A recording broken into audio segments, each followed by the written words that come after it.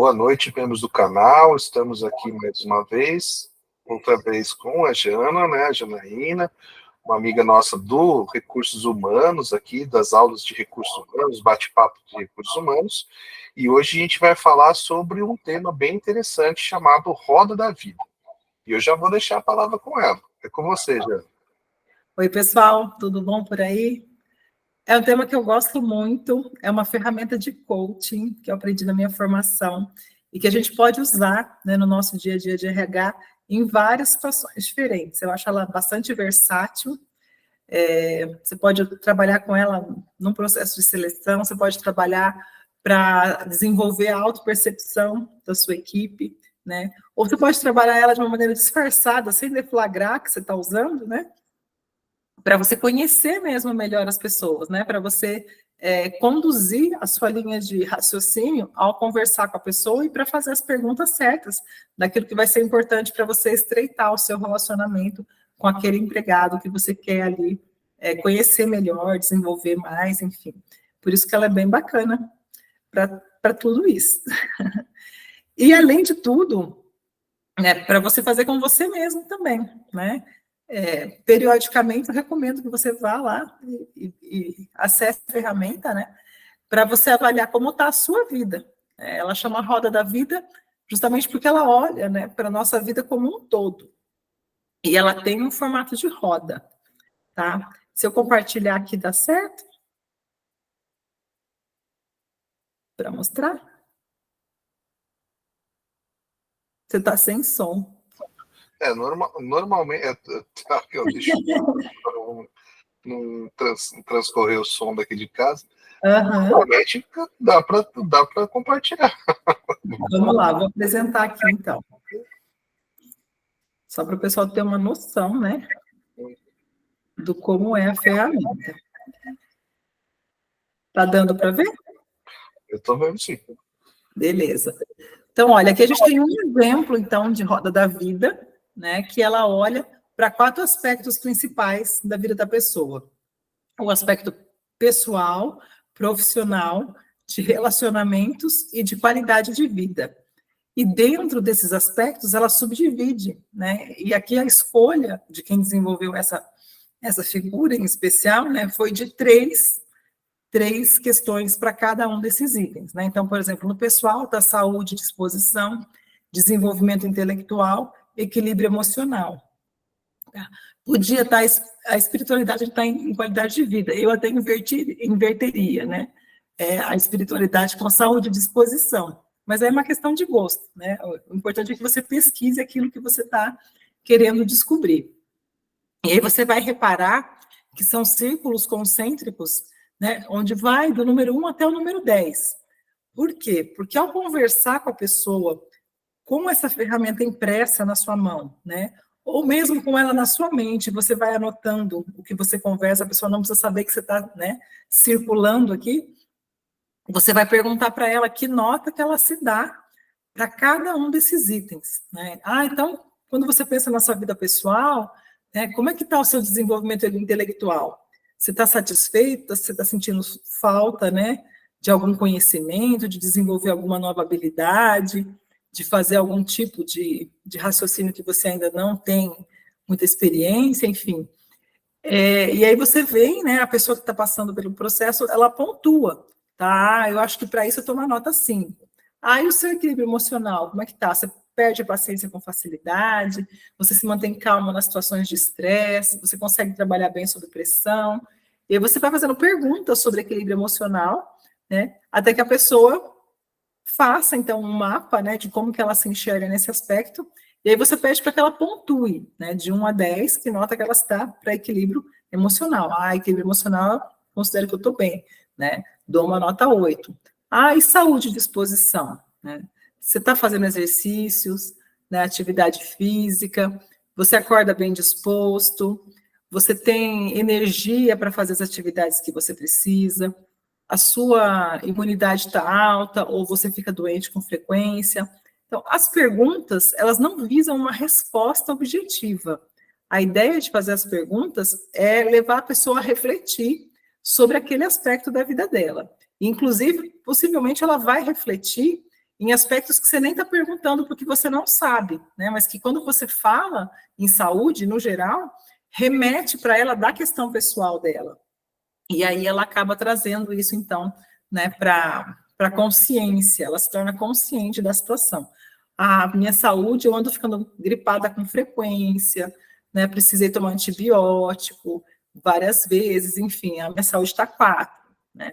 Depois de passar por todos os aspectos aqui da roda, e aí você pode ver que, né, são bem diferentes entre si, né, no profissional está realização e propósito, recursos financeiros, a contribuição social, o quanto eu me sinto útil para a sociedade, né, o quanto eu me sinto vinculado, pertencente às comunidades ao meu redor, a questão da família, nos relacionamentos, se eu me dou bem, né, se eu tenho questões a perdoar ou a pedir perdão, se eu tenho um desenvolvimento amoroso bom, eu tenho um relacionamento saudável, satisfatório, onde eu, né, fico feliz e tenho aí o meu companheiro, minha companheira feliz também.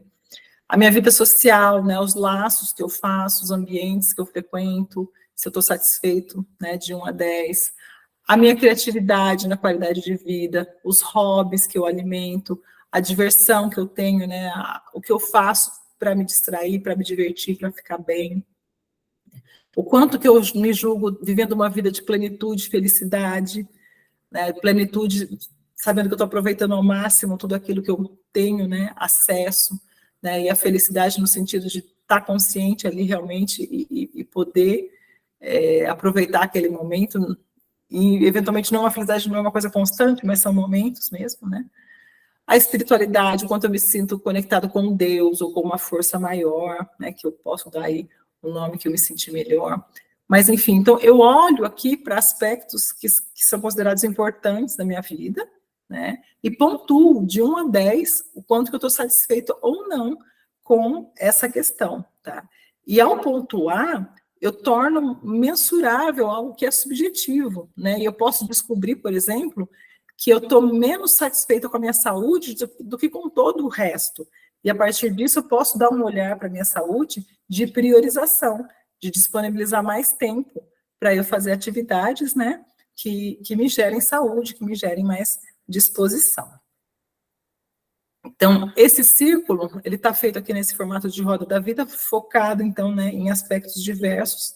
Tá? Essa é uma sugestão que eu recebi na minha formação, mas que eu já usei de maneiras bem diferentes. Né? Então, conforme o grupo que você vai trabalhar, as pessoas com quem você vai interagir, você pode alterar, né, tanto o item maior quanto os subitens. Tá?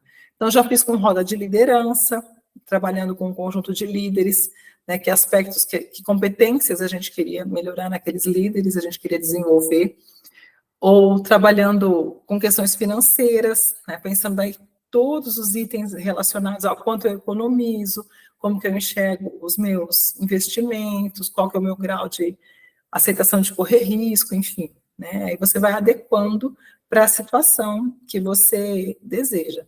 Se você está pegando uma pessoa que é um candidato, né, você está fazendo isso aqui num processo de seleção, você não precisa dar para ele o gráfico, né? A ideia do gráfico é que ao pontuar o número que ele fala, ele pinte, né, o semicírculo aqui. Então, se eu vou dar uma nota 9, eu venho do 9 até o 1 fazendo uma pintura, tá?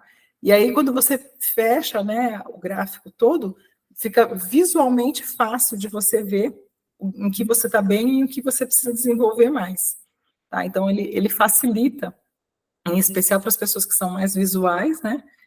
Fica bem nítido aonde que está ali a questão a ser desenvolvida, tá? Vou interromper aqui agora para voltar a ver o André. Aí. Então, é muito bacana e você pode usar, como eu falei, para estruturar o seu pensamento, mas não necessariamente dar, né, a ferramenta para a pessoa olhar. Você pode ir fazendo as perguntas, porque um dos segredos-chave é você perguntar de 0 a 10 o quanto que você está satisfeito com esse seu item, né? Então, pensando numa pessoa que vai ser promovida, o quanto que ela se sente apta para o cargo novo, quanto ela já tem de conhecimento, quanto ela vai ter que desenvolver. E aí você vai trazendo, né, todo esse mapeamento. E eventualmente, a percepção dela não é a verdade absoluta, né? tem o que a gente vê, o que ela vê e a verdade, né? Mas aí, a partir do momento que ela tem uma consciência, que ela traga para você pontos que são comuns, ou mesmo que não sejam comuns, mas ela se abre ao diálogo. E a partir disso você pode desenvolver um plano, né, para que ela siga, então, na nova posição, ou para que ela seja preparada para uma posição, ou para que ela chegue e você reconheça, né, como que ela está ali diante do todo e possa alocá-la na posição certa. Eu gosto, em especial, quando você usa essa ferramenta numa conversa individual, realmente, para o desenvolvimento de uma pessoa que você sabe ali que merece uma chance, que tem um grande potencial, mas que eventualmente não está deslanchando, né? E isso acontece por vários motivos diferentes. Quando você percorre por áreas diferentes da vida da pessoa, você pode talvez descobrir que há uma questão familiar que está impactando, que está, né, sugando a energia dela, e por isso, eventualmente, ela está se comportando de forma diferente, ou ela não está rendendo tanto, enfim.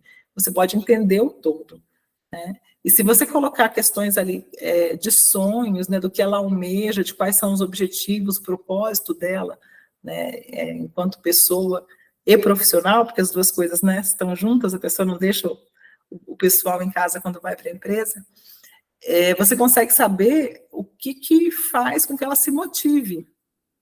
Eu gosto muito de perguntar para as pessoas durante a roda da vida qual que é o sonho dela, né, qual que é o maior sonho dela, e aí dividir esse sonho em alguns aspectos e perguntar, né, e quão próximo você se sente, qual que é o próximo passo para você chegar nele, e aí você vai desmembrando as perguntas em relação ao sonho, porque o sonho, né, a nossa meta, o que a gente almeja, ele nos dá energia, nos impulsiona a buscar, né, aquilo que a gente quer.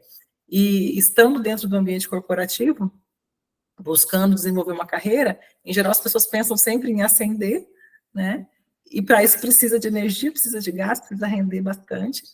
E ao usar a energia desse sonho, ela faz isso com facilidade, né? E isso fica bom para ela, fica confortável para ela, porque a nutre, a alimenta enquanto ela faz, né, a jornada dela, e a empresa consegue, né, obter também o desempenho que ela espera daquele profissional.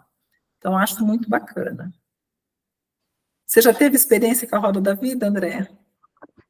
Eu preenchi uma vez, mas não com para uma avaliação, e sim para um critério de curiosidade mesmo.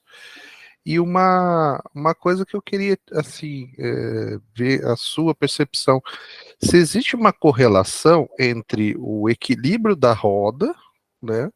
Se existe parâmetros assim, quanto mais equilibrada estiver a roda, melhor a pessoa vai estar dentro também das suas condições de pleno rendimento, de alcance, né, das metas, como você estava citando, e se também, quando você identifica grandes distorções, né, dentro da roda ali, se você já identifica que realmente aquela pessoa, né, como um analista, como você, um especialista em analisar pessoas, você já consegue já identificar. Eu vejo aqui, ó, uma roda da vida totalmente distorcida e realmente aquele profissional ele não está atendendo a expectativa ou o aluno ou o ente ali, né, o indivíduo. Né? Eu falo, nossa, realmente o que está aqui na roda da vida está transcrevendo na vida dele. Essa pergunta é bem interessante, porque quando a gente vê a roda, e aí os dentes não batem, né, porque um está lá embaixo, o outro está lá em cima, a gente fala, pensa que você vai, né, ter uma bicicleta para andar e você tem duas rodas dessa. Então, assim, parece uma engrenagem, ela vai, né, dando soquinho, ela não gira, ela não flui. Tá? Então, via de regra, é mais fácil, o dia a dia é mais fácil, né? Você perceber movimento e fluidez para quem está com ela um pouco mais nivelada. Tá? Só que isso pode ser na nota 5, pode ser na nota 9, 10, né? E lembrando sempre também que é a percepção da pessoa. E muitas vezes ela pode estar sob o impacto de algo ao redor dela que distorce essa percepção. Né? E num caso de avaliação de lideranças, por exemplo, ele pode colocar competências mais baixas do que ele realmente tem. Então, aquilo, você não vê aquela dificuldade. Tá? Então, isso é uma coisa que eu considero, assim, não só como profissional de RH, mas em especial como líder de equipes mesmo, né, que no convívio você vai perceber, ao longo do tempo você vai desenvolver essa capacidade, né, de olhar para as pessoas e de entender um pouquinho mais do momento delas. Assim como você vai encontrar pessoas que vão se dar notas altíssimas e você vai falar, mas onde que está tudo isso? Né? Mas aí, no mínimo, você percebe a predisposição dele, né, para alcançar, enfim. E a gente percebe, assim, até uma frase que meu pai sempre, quando eu era mais jovem, ele falava bastante para mim, da busca pelo equilíbrio, né? Então a gente em todos, e daí tem até vídeos, né, que a gente vê na internet, né, de você equilibrar entre família, trabalho, esporte, é bem o contexto geral, né, da roda da vida. Se você equilibrar, conseguir buscar, é melhor ter um equilíbrio de 7 e 8 em tudo do que às vezes ter 10 em um e 5 no outro. Então, como você falou, a engrenagem não vai rodar. Exatamente. E assim, trazendo para exemplos particulares, assim, a gente percebe, né? Por exemplo, essas últimas semanas que a gente teve problemas de saúde, tudo aqui em casa, a coisa já começou a desenrolar aqui, a pessoa começa a ficar meio irritado um com o outro, porque todo mundo tá, né, tomando, né, Sabrina, tossindo, que Tá nem doido, diferente, né? eu falo, puxa, né? Então começa, né, no trabalho, já não desempenha tão bem, não dorme bem, não tem aquele carinho porque tá irritado, né? Precisando de carinho, né? Então a coisa acaba não desenvolvendo com equilíbrio. E dentro da carreira profissional da gente, né? A gente, eu sigo muito assim o exemplo como ídolo, né, da nossa infância, a gente traz do Ayrton Senna, né? A gente tem aquela coisa do herói e tudo, e como ele levava, né, sempre em tudo plena, né, atividade física, intelectual, o teste, ele, né, o jeito dele dirigir, ele estudava, né, as pistas, tudo. Então, por isso ele buscava sempre o pleno equilíbrio de todas as atividades. Mas aí é que está a questão da consciência, né? Ao saber que ele escolheu ser um atleta de alto rendimento, ele se dedicava a todos os aspectos que contribuíam para que isso acontecesse. Né? Então, não era só ser um exímio piloto nas pistas, o corpo tinha que estar preparado para segurar aquela direção, a cabeça tinha que ser rápida para tomar decisão, né, em frações de segundos ali. Então, ele olhava para o todo, né? E por isso que quando a gente fala em roda da vida e olhar para esse todo, é importante a gente entender que não importa se eu estou pensando, né, em ser uma mãe melhor, um pai melhor ou um profissional melhor, o todo precisa rodar junto, né? Óbvio que tem momentos em que você tem que largar mais uma coisa, que o equilíbrio não é priorizado, porque a saúde está requerendo mais, né? Como a minha voz nesse momento. Não, realmente Então, a gente... você faz um esforço maior na saúde, né? E nesse aspecto, muitas vezes, quando um coach chega para um processo de coaching e ele não tem ainda, ele sabe que tem algo errado na vida dele, que ele quer mudar e sabe, né, como ele quer ficar, mas ele não sabe exatamente por onde começar. Quando você olha para a roda da vida, né, no momento de planejamento do seu ano, né, do seu semestre, enfim, você olha e procura entender dos pontos que estão abaixo do que você gostaria, e às vezes a gente até se assusta, né? Nossa, não sabia que estava, né, tão ruim. Eventualmente você não precisa mexer em todos eles. Eventualmente, se você mexer num deles, o equilíbrio melhora em todos. Né? Por quê? Porque o impacto dele é muito grande. Né? Então, quando a gente falou ali em inteligência emocional, por exemplo, né, tanto no ambiente familiar quanto no ambiente de trabalho, hoje em dia é fundamental. Nós sabemos que as pessoas no ambiente de trabalho, né, são promovidas por competências técnicas, depois, né, são demitidas ou são retiradas das posições por questões de inteligência emocional mesmo, né, de relacionamentos. Então, se você se dedicar à inteligência emocional, possivelmente muitas das outras questões vão subir, né, automaticamente. Assim, né, saúde, disposição, enfim. O exemplo do Senna foi muito feliz. O exemplo também dele, daí a gente, ele acabou falecendo jovem, né? Não teve tempo para dedicação para ter uma família dele e tal, mas ele sempre dizia que no período de férias dele, você vê, né, nos filmes, tudo que são promovidos, existia, né, as férias dele era sempre com a família, né, os pais, o sobrinho que até virou piloto também, a Verdade. irmã, né, que seguiu Um relacionamento forte, os irmãos, né? Então, era bem interessante isso.